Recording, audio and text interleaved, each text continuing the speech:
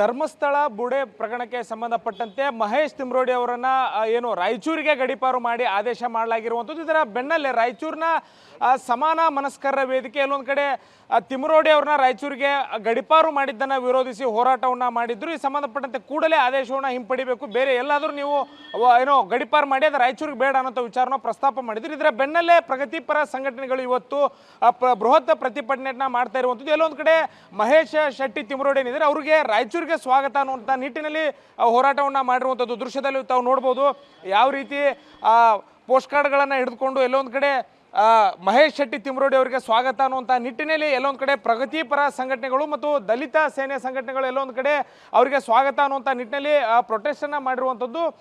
ಪ್ರಮುಖವಾಗಿ ಧರ್ಮಸ್ಥಳ ಪೊಲೀಸ್ ಠಾಣಾ ವ್ಯಾಪ್ತಿಯಲ್ಲಿ ಏನು ಅಸಹಜ ಸಾವುಗಳು ಅನ್ನುವಂಥ ವಿಚಾರ ಇದೆ. ಇದಕ್ಕೆ ಸಂಬಂಧಪಟ್ಟಂತೆ ತಿಮ್ರೋಡಿ ಅವರು ಹೋರಾಟವನ್ನು ಮಾಡ್ತಾ ಇದ್ದಾರೆ. ಹೀಗಾಗಿ ಅವರನ್ನು ರಾಯಚೂರಿಗೆ ಗಡೀಪಾರು ಮಾಡ್ತಾ ಇರುವಂಥದ್ದು ಸೂಕ್ತ ಒಂದು ನಿರ್ಧಾರ ಅನ್ನುವಂಥದ್ದು ಇಲ್ಲಿನ ಹೋರಾಟಗಾರರ ವಾದ. ಎಲ್ಲೊಂದು ಕಡೆ ಅವರು ಈ ಒಂದು ಪ್ರಕರಣಕ್ಕೆ ಸಂಬಂಧಪಟ್ಟಂತೆ ಧ್ವನಿ ಎತ್ತಿದ್ದಾರೆ. ಹೀಗಾಗಿ ಅವರು ರಾಯಚೂರಿಗೆ ಬಂದರೆ ಯಾವುದೇ ಸಮಸ್ಯೆ ಇಲ್ಲ, ಇಲ್ಲಿ ಸಂಬಂಧಪಟ್ಟಂತ ಠಾಣೆಯವರು ಅವ್ರ ಮೇಲೆ ನಿಗಾ ವಹಿಸಿರ್ತಾರೆ.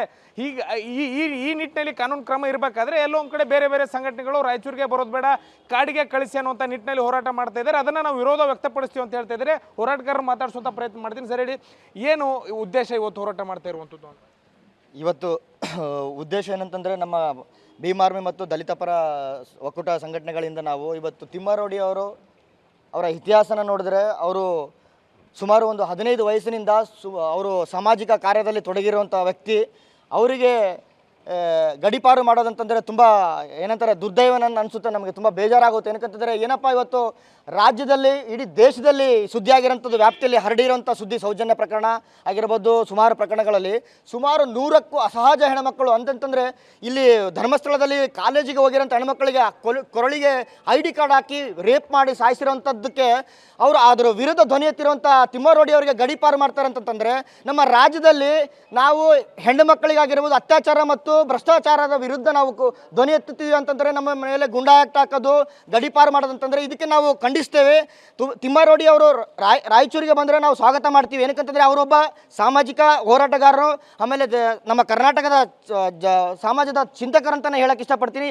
ಆಮೇಲೆ ನಮ್ಮ ಬೇಡಿಕೆಗಳೇನಂತಂದರೆ ಅಲ್ಲಿ ಧರ್ಮಸ್ಥಳದಲ್ಲಿ ಸುಮಾರು 100ಕ್ಕೂ ಹೆಚ್ಚು ಧರ್ಮಸ್ಥಳ ಠಾಣೆಯಲ್ಲಿ ಪ್ರಕರಣಗಳು ದಾಖಲಾಗಿರುತ್ತವೆ. ಅದಕ್ಕೆ ಸೂಕ್ತ ತನಿಖೆ ಆಗಬೇಕು, CID ತನಿಖೆ.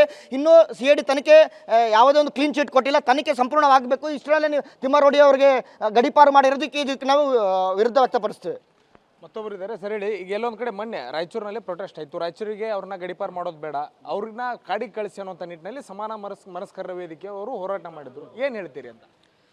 ಇವತ್ತು ಕಾನೂನು ಹೋರಾಟಗಾರರಿಗೊಂದು ಕಾನೂನು, ರಾಜಕೀಯ ನಾಯಕರಿಗೊಂದು ಕಾನೂನು ಅಂತೂ ನಮ್ಮಲ್ಲಿ ಇಲ್ಲ, ಎಲ್ಲರಿಗೂ ಒಂದೇ ಕಾನೂನು ಇದೆ. ಆಗ ನೋಡಿದರೆ ಈಗ ರಾಜಕೀಯ ನಾಯಕರು ಎಷ್ಟೋ ಜನ ದಿನ ಬೆಳಗಾದರೆ ಪ್ರಚೋದನಕಾರಿ ಹೇಳಿಕೆಗಳು, ಅಶಾಂತಿ ಸೃಷ್ಟಿ ಮಾಡೋಂಥ ಹೇಳಿಕೆಗಳೇ ಕೊಡ್ತಿದ್ದಾರೆ. ಅದರಲ್ಲಿ ಮುಖ್ಯವಾಗಿ ಯತ್ನಾಳವರಾಗಿರ್ಬೋದು, CT ರಾವ್ ಆಗಿರ್ಬೋದು, ಮತ್ತು ಇವ್ರನ್ನೆಲ್ಲರೂ ತಿಮ್ರೋಡಿ ಅವ್ರನ್ನ ಕಾಡಿಗೆ ಕಳಿಸೋದಾದರೆ ಮತ್ತು ಇವ್ರನ್ನೆಲ್ಲರೂ ಯಾರು ಇಲ್ಲಿ ಕಳಿಸ್ತಾರೆ ಇವರು ಸಮಾನ ಮನಸ್ಕರ ಅಂತ ಹೇಳೋರು ಅಂತ ನಮ್ಮ ಪ್ರಶ್ನೆ.